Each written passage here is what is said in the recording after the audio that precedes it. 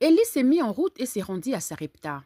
Lorsqu'il arriva à l'entrée de la ville, il aperçut une veuve qui ramassait du bois.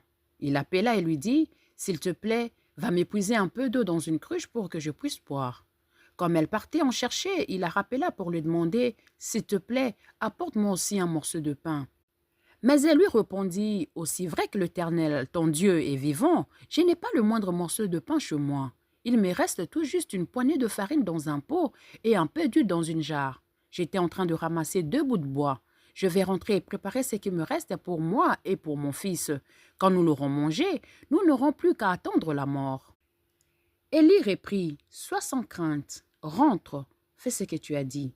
Seulement, prépare-moi d'abord, avec ce que tu as, une petite miche de pain et apporte-la-moi. Ensuite, tu en feras pour toi et pour ton fils. Car voici ce que déclare l'Éternel, le Dieu d'Israël.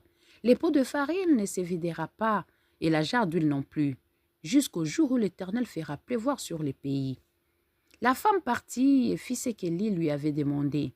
Pendant longtemps, elle eut de quoi manger, elle et sa famille, ainsi qu'Élie.